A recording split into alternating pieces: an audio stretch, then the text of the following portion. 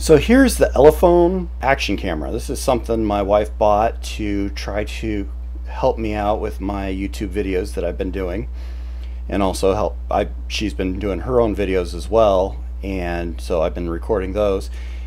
This camera is an action camera, so it's not really suited toward that. These are more suited toward action, like, you know, you put it on your helmet and you go crashing through things.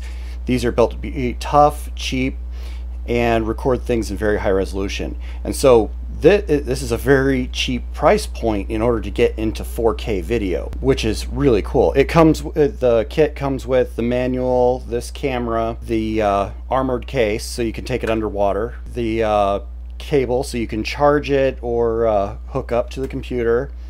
It's also got Wi-Fi capability, which is pretty cool, so you can put the app on there and download your files straight from the camera itself. Although for me, I much prefer just pulling it right off the SD card.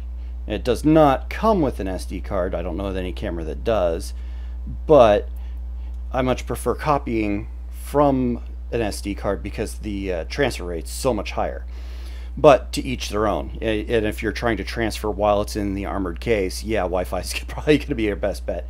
It also comes with all these brackets. There are more brackets, metal cables, zip ties, stickies, all sorts of things to fasten this thing to whatever you need to fasten it to. You've also got an HDMI outlet there, so that way you can plug in straight to the TV and see the chaos you were ensuing on your skateboard as well. One thing I found odd about this is that the power button is your mode change button. It's different. It works. You hold the button for power on or for power off, and you just tap it for mode change.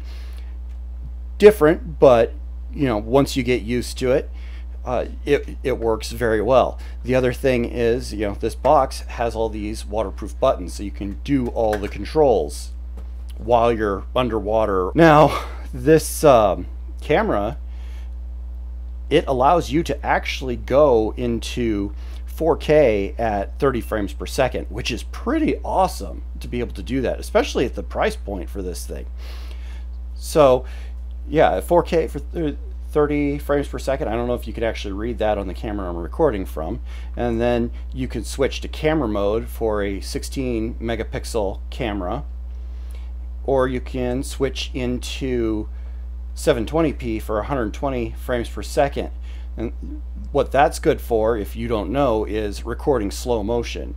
And I can try to get some recorded video for you and overlay that here.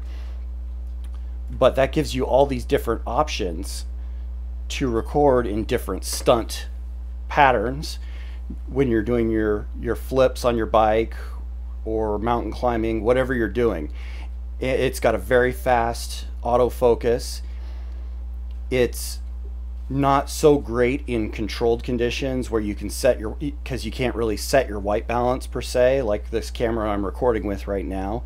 But with an action camera, you don't necessarily want that. You want it to be ready for pretty much any scenario at any time.